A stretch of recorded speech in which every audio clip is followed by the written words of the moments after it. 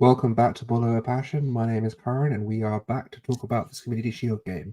I'm joined by both Chris and George. How are you doing, fellas? Good, so serious. Yeah, I know. I'm going good.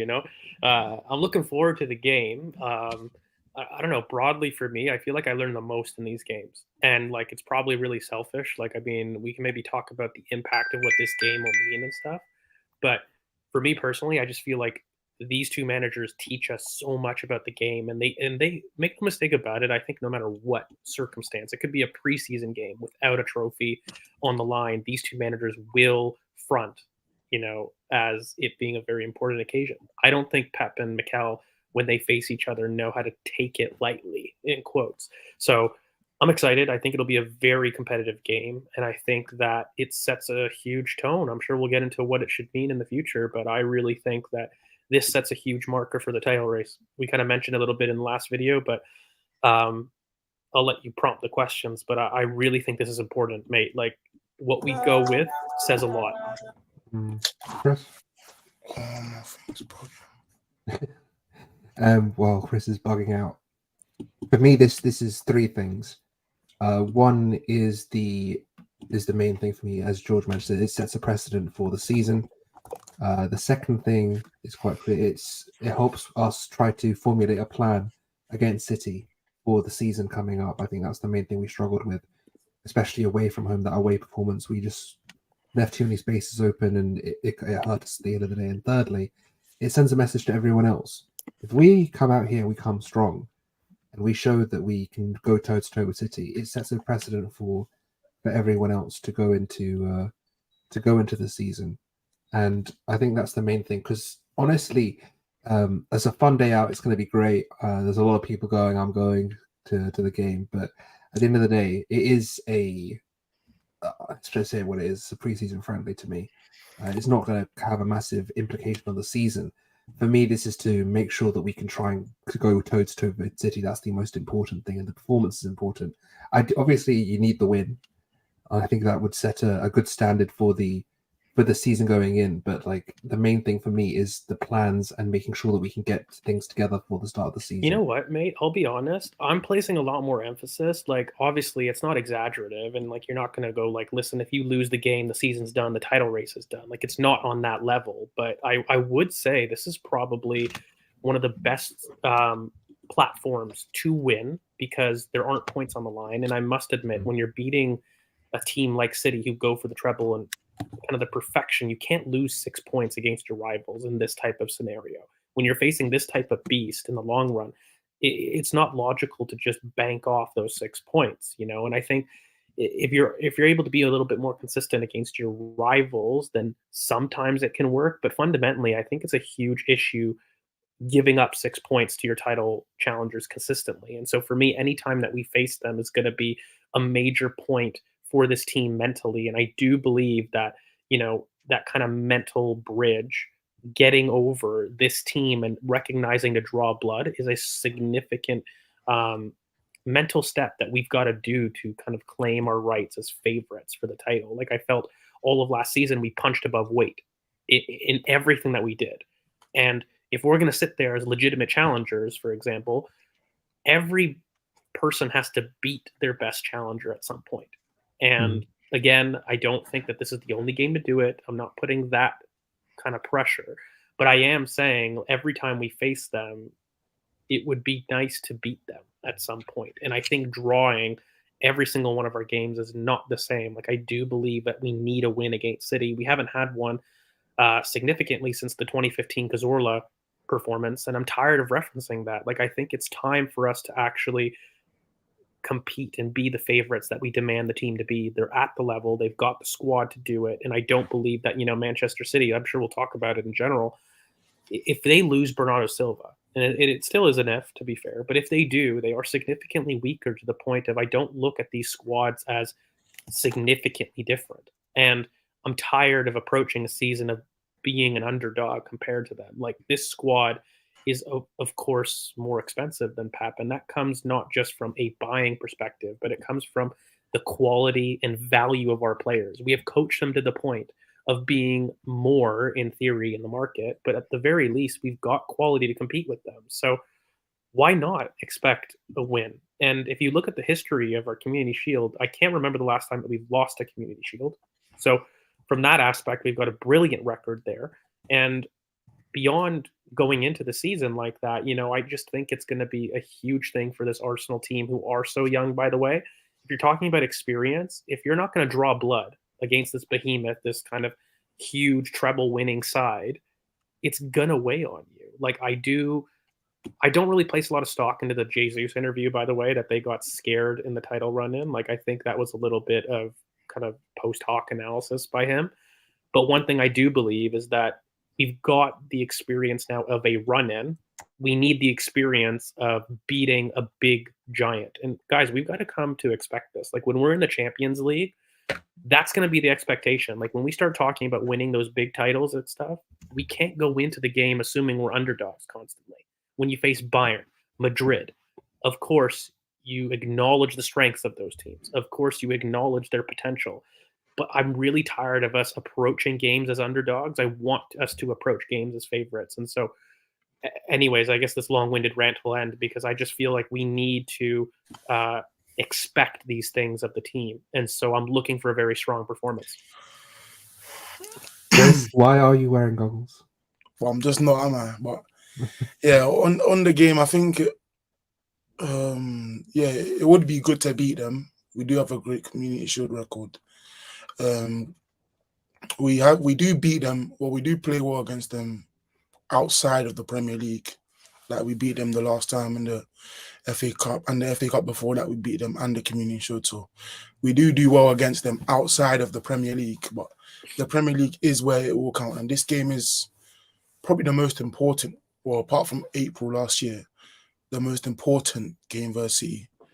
It's probably just as important as the FA Cup semi-final, just because of what it means going into the season. Because if City little boy us again 4-1, then the narrative of the team will just change, or we'll just be little brothers again. But I think the end of the season made us a lot closer to City. I don't think we were seen as a par, but we were closer to them than we've ever been. Well, since City have been City, this is probably the closest we've ever been to them. So beating them would pretty much just further us into being potential favourites. I think it is the first time we're pretty much injury-free. We do have 2 injuries, but the replacements in those positions are now at a level where it's not, we can't win, because with Saliba, it was Holding. And I don't think many people thought we could win with Holding. Like, when we lost, everyone just fell back on, Saliba wasn't there. But if we lose, say we do lose and Jesus isn't there, no one's going to say, it's because Jesus wasn't there, because the level drop isn't anywhere near as big. So it is pretty much the best squad we could hope for, apart from 2 players. And Zinchenko, even if he came back, hasn't played at all. So it wouldn't be Zinchenko anyways. But yeah, I think we could do well, and I hope we do well. But yeah, then it is a big game. And on the record, we've only lost 2 Community Shields since '93, versus United on pens and versus Chelsea. So we're 8-2 in Community Shield. So hopefully we do win, and hopefully we keep up that good record. I think the main thing we have to talk about is what we expect from the team in terms of personnel now. How many changes would you make from the Emirates Cup 11? You want to run through that again? Because off the top of my head, I'm lying to you if I don't remember it. So Ramsdale, Kivior, Timber, Saliba, Tomiyasu, Rice, Partey, Smith Rowe, Nketiah, Vieira. You said it in a weird order. Yeah, I did say it in a weird order, just for you. Vieira, Nketiah, and I would take out Vieira, Smith Rowe, Kiwior, and Tomiyasu. Yeah. So 4 changes. Well, yeah, I mean, that's significant. I mean, but we all expect those, right? Like, I mean, Ben White's going to play, Saka's going to play, Odegaard's going to play, and Gabriel's going to play. Like, these are starters. So, I mean, in that sense, yeah, I think the only change, I think, is what you're intimating is basically is Timber a starter? Is essentially, like, what's the left back situation going to be? In my opinion, you have to play, Declan Rice, Thomas Partey. We need that partnership, especially with With City, the one debate is potentially the Trossard debate about whether or not stylistically we're going to have a complement to Jesus or elsewhere. We kind of alluded to it in the previous video, but again, for those that didn't see, I mean, for me, Nketiah has to be the choice for this particular game, even more so. I've had a lot of debates on Eddie Nketiah. A lot of people not rating him, which I find very odd. People are going overboard and they're almost using, the Eddie Nketiah type of profile as a stick to beat with their own subjective bias. Like, people love a false nine. I've been commenting on this for so long. I think everybody loves the idea of what they see as a false nine and what they like in terms of pocket play versus the channels. And a lot of the times when I see discussions about Trossard versus Eddie Nketiah, it's like, well, Eddie Nketiah doesn't have the same control between the lines, and I'm like, well, respectfully, no shit. Like, they're a different profile. I'm not going to expect Martinelli to be a bald feet winger, am I? I mean, he's a different type of profile, so I'm not going to expect that. I'm not supposed to expect Declan Rice to be a kind of defensive Busquets or a Jorginho. Those are different profiles. Probably the better comparison is I'm not going to expect Jorginho to be a huge athlete. That's not his profile. So when you start to discuss these two players and the quality aspect, I think you need to start talking about A, what's the front line composition? B, what's the composition behind them? And then lastly, what kind of a game are we expecting? Are we expecting a game against a low block? Are we expecting a game with a lot of transitions? Historically, in all of our last meetings with Manchester City, what has been the possession, guys? Like, what has been the transition threat? And we literally got undone by Manchester City through transitions. So Yeah. the issues that I'm seeing in terms of asking a Trossard when you're saying I just want a Jesus complement, is Trossard the same under contact? By the way, going up against a Ruben Diaz. That's what you've got to ask yourself. And for me, that's not something that I've seen in the past couple games that I'm enjoying. So even if I believe that Trossard's a more similar complement to Jesus, do I want that dynamic in the game? That's a separate debate from comparing the pros and cons of the profiles. So I just think for this team, I'm going to select Eddie. I think him being captain was away from Mikel. Again, I said it on stream last time, but I do think it's more of a case of him saying, I want you to stay generally in terms of the transfer window, and that there are games for you. And look, Eddie, with the confirmation of basically not having, um, you know, somebody ahead of him, he's a beast. Like, when he knows that he's going to play for a significant amount of minutes, he has a different application. And I think that, Eddie's type of profile is something that, we'll probably improve upon in a year's time. I don't think that he's somebody that's going to stay in our team forever. But in terms of looking at the redundancy in the 11, I really don't know why people are comparing Trossard and Eddie when the comparison should be Trossard and Balogun. That's the overlap in the profile. Like, one of those will leave this summer.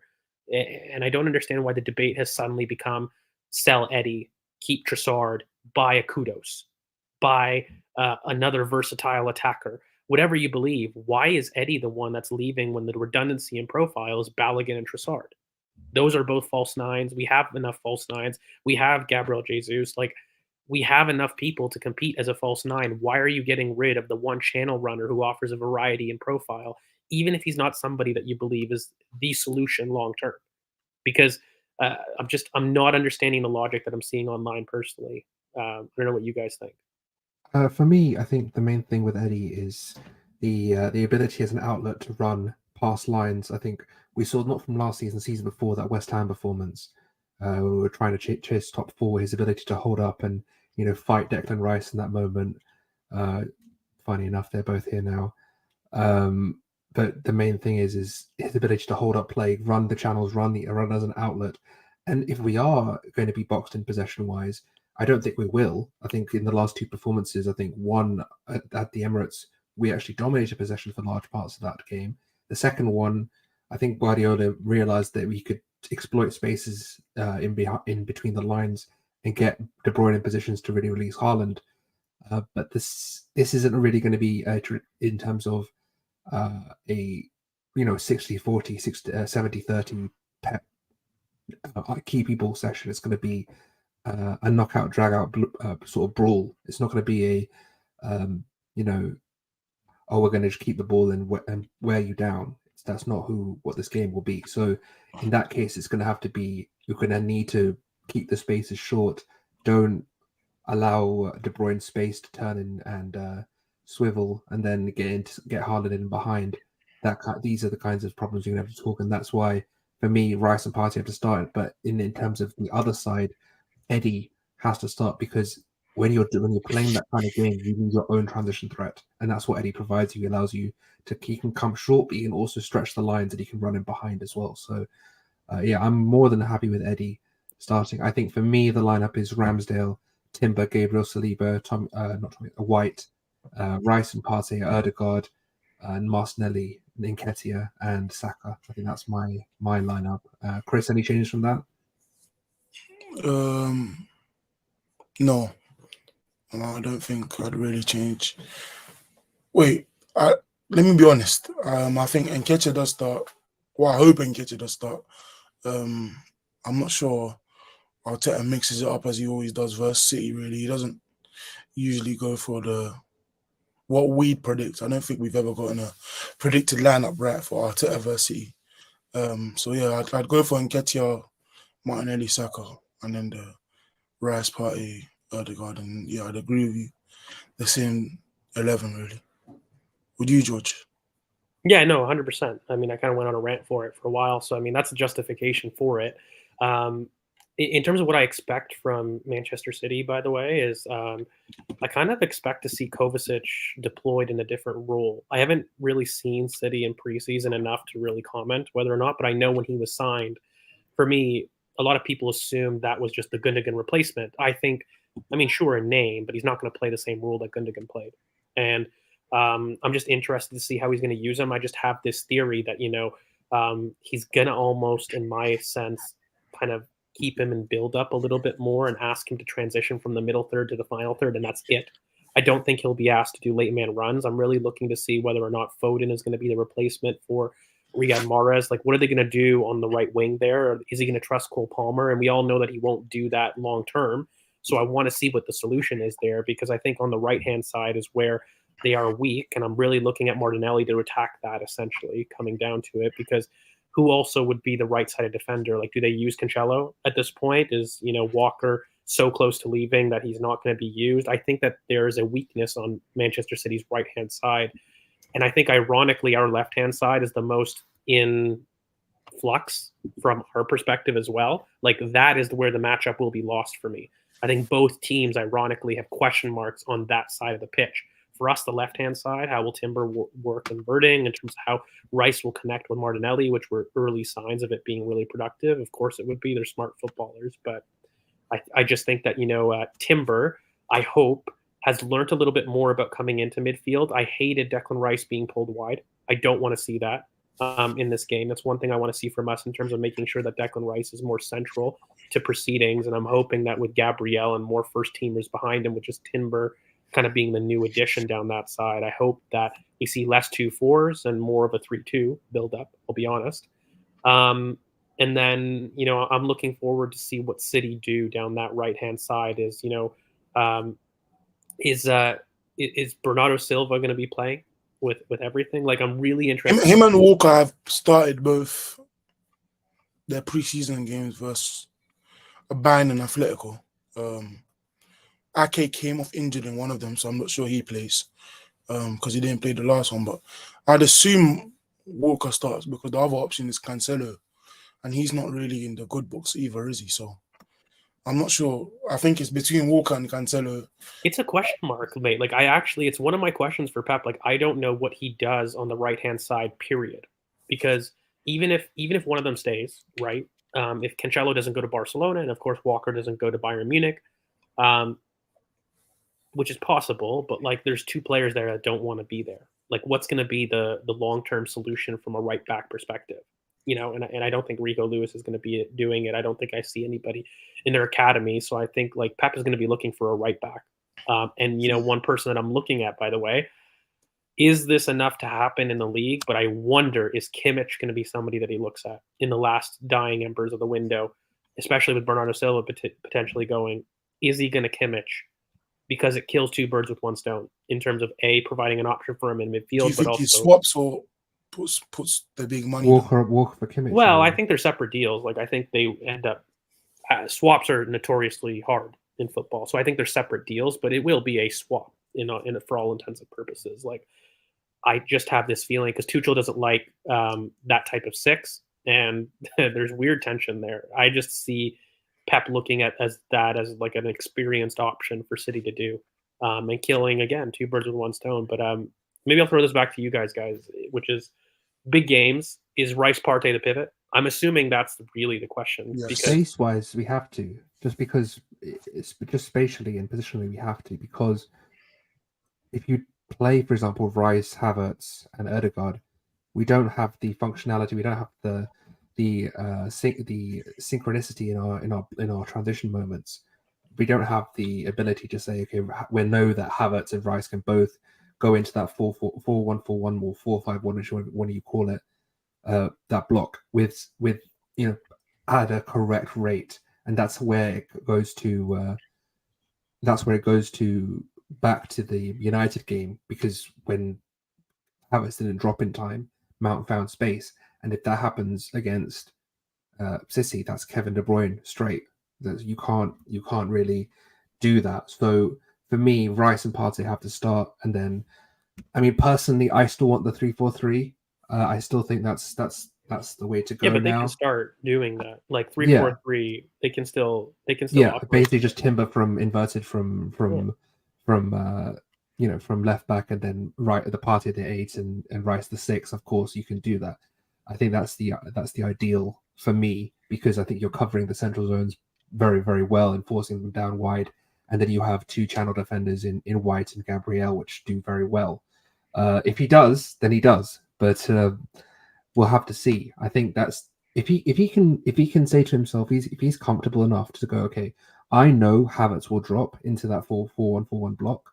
I know that's going to be the case. If he gambles with that, then that's going to be the gamble he takes. But for me, it's Rice and Partey with Ødegaard ahead.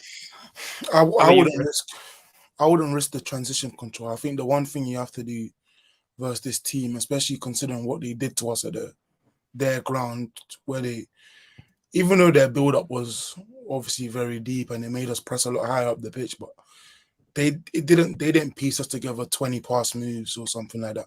They were just pinging the ball over to Haaland one touch, and they broke through us. So I think we can't sacrifice transition control for better overloads or better fluidity in attack with Havertz. So I think Rice Partey has to be what we do, especially versus City. Not just City, but in most, if not all, big games. But versus City, I think it's something we have to do. We can't sacrifice that control, especially on the left, because they're not the strongest on the left. On the right, so on their right. So they're not the strongest on their right. So if you make it a lot weaker, you just take away their negativities right now. Like, they're not as strong on their right. So why would you make it easier for them to utilize their right when right now it's not as productive? And not just the right, by the way, I'd go one step further. What is City's main progression, through the wings or through the center? Through the center. So why are you going to make a role of a Rice wing fielder, in quotes, when the best kind of progression from a City perspective is through the middle? We just can't leave it open. We have to outnumber the bodies in the middle of the park, which means push Declan inside the role. And look, guys, the one question mark is, I'm going to say it, does that open a new rule for the left back if you're going to push Rice on the inside, right? Again, we can have that debate. I don't think he does it. I think he prefers Yuri and Timber, but I'm just going to say, like, I think there's going to be overlap between us. We're going to cry for it. I think we're going to cry for it at some point in the game. We will. Should we let them know what actually the idea is before, instead of just having the inside? No, I mean, I've said it in uncertain terms. It's Kieran Tierney. Like, here, I'll say it out loud. Yeah. Like, should Kieran Tierney, and we asked Ben to like invert a little bit, and we switch the dynamics a little bit more, because again, when you have a look at it, it's going to be it's going to be a position that you're asking. When you ask Timber to invert and receive and build up, that's the same zone that Declan Rice is, right? And if you're asking Declan to stay, again, I don't think it makes sense for me to ask Declan to be an overlapping option. Can he do it? Sure. Is it going to be a dead certain black and white thing where only Declan sits all the time? No. But I mean, primarily, I don't want the boy wide. I don't want to sacrifice the middle. So if you're asking your midfielder to do that, and we know what Martinelli does, then you're basically asking for your fullback to provide the width. Also, when you play Jury and Timber, you completely take away an angle of a left-footed whipped ball. That's gone. For sure. You don't have no left foot on the left. And we did have a problem versus Monaco at some point where there was all left footers, so no one could cut in and whip it with their right. But this time we have a problem where there's no left footer. No one is not gonna go down the byline. Even when Martinelli goes down the byline, he doesn't usually cross. He just keeps tiptoeing till he can either shoot or cut it across goal with his right foot. There's no threat with anyone on their left foot consistently on the left hand side if you have no left footer. I do think we can win the game with Timber, but we were crying for Kieran versus Monaco, and there will be a point in the game where we'll all complain, oh, why didn't he just use Tierney? Why? And then Tierney will come on late and he'll do well. We'll do C. This is what we could have had from minute one. You can almost call the Kieran Tierney Trossard sub from. You know it's going to happen. Yeah, and you just know it's going to be beautiful. But yeah. Anyways, I feel like we've almost at half an hour, and we should go on to predictions. So I'll throw it back to you two, and then I'll end on it. Predictions for the match. How do you think the match will go? Chris? Why would you go for the most indecisive one first? Exactly. That's why, because it's a rate limiting step. You're the rate limiting step here. Assuming they play Rodri, Kovacic, De Bruyne. Take about 2 minutes for this. Last game they played two strikers. They played Haaland, Alvarez, with Grealish, Bernardo, and Foden behind. I'm not sure they do that again, but 2-1 Arsenal. Is that a confident 2-1? No. But if I get what I want from the midfield and what I assume they will do, yeah, I think 2-1 Arsenal, we win. Saka scores, and Saka, De Bruyne, and I don't know who scores that one. Declan Rice. I'll just say. I'm gonna address this point because it's frustrating me. We haven't said to play Declan Rice in the advanced role. We said that dynamics would be switched, and when you're adding the question of a potential Kieran Tierney, Declan is sitting in midfield along with Thomas Partey would make your Odegaard the channel that is a higher portion, and that is the switch that you do right now. Odegaard is somebody that drops in the midfield typically, but when you switch dynamics, you're asking Declan not to be the most advanced midfielder. So I don't know why. What about when Man City play 4 centre backs? Does that mean they're playing afraid? Yeah, this notion I find really odd. It's not a midfield 3 that makes you suddenly more attacking. And we have to look at balance here. So I think we need to get away from that mentality. I mean, in fact, City, if anything, are moving towards 4 centre back as their final mode generally. I mean, Gavardiol final form. Gavardiol's not coming in as £100 million. I don't remember the last time they didn't play they didn't have 4 centre backs starting on the pitch. I do not remember the last time they haven't had 4. So yeah, switching to play. We always have a pivot. We always have a it's just who is in the pivot. Sometimes it's Rice, Timber. We saw that sometimes, and it didn't work. It didn't look good at all. We've seen Zinchenko Partey in a pivot a lot of last season. It's always a 2. Maybe we don't start 4-2-3-1, but it's always no. I mean, we're not. We're not Man City. We haven't played like Ten Hag. We don't play 3-1. If you really want to go for it, mate, when is the last time that City have played a lone pivot? Legitimately, like the Stones role. Not in the past season. I think it's Stones Rodri the whole time, and if it's not, it's Rodri, Rico Lewis. It's someone is always next to him. No one plays with just one. This is the weird. Again, I'm not doing this. I don't want to single out this viewer. It's going to sound really bad, but again, we need to get away from these FIFA formations in terms of debating between whether there's a pivot, a lone pivot. Just because a fullback inverts doesn't mean that you don't have a pivot. Doesn't mean that you're playing with a lone anchor. You're playing with 2 in the middle of the park there. So regardless, we need to have that, and we need to match City doing it. Curran, you're up. What are you going to say from a prediction standpoint? I'm going to go 1-1. We win on penalties. I think that's the way to go. Yeah, I think I don't see us winning. I don't see us losing either. But I don't see us winning on pens. I don't see how. You think? I don't know. I think that just that little bit of confidence. So It's just a little bit of confidence. In the One Emirates thing Cup. is I look at Arsenal, and yeah, Thabs has stolen my prediction. I see a 3-1 Arsenal win. I think one thing with this fixture is there's goals. We either lose heavily. I don't think there's a lot of goals in this one. No, I completely disagree. I think there's goals galore in this game, and I think either we die by our sword or we score a lot of goals ourselves. I think it's 3-1. I think that generally, I think that City are undercooked. Personally, they always are in preseason, but I just think that Arsenal have a more settled 11, and I think that we're more ready to battle at this point. I still think that there's a Gundogan-sized hole in their team that they're going to have to figure out for the first 5 to 8 games of the season. And I think that's going to come at play. And I also don't think that between both teams, we've got more from a pure fitness perspective of teams compared to City. Like, I just feel as though that they themselves have lost a lot of leaders. And if we were competing against Riyad Mahrez, that is a hole that I think people are ignoring. We all know the Gundogan-sized hole. I don't think people are recognizing the replacement of Mahrez and what that impact is going to be. Even if you have an Olise or whatnot, which won't be done by Sunday. That's kind of the big thing. And look, we've got a great record, both in the Community Shield, but also Wembley. Wembley's our home. I completely agree with that. So, well, the last time we lost there was against City, It was, ironically. It's over. Ironically, it was the last time. So, anyways, lads, we hope you guys enjoyed that preview. We're going to come back with some more content for you guys. We really appreciate all the support, by the way, and, especially during our hiatus, we really appreciate you guys coming back. Make sure before you guys leave, you hit the like button, you hit the bell for notifications. Know when, in fact, we do upload. You find all the boys' socials down below at GeorgeV_AFC for myself. You can find Curran at Curran BoP. And, of course, Chris, you can find him at SDK FTBL. And of course, we are Ball Over Passion here on YouTube or at BOP Footy on the Twitter. Midstream. Jesus. Yeah, aneurysm midstream. But guys, thank you so much. We appreciate you, and we will come back with more content. And we'll see you guys later. Peace. Peace.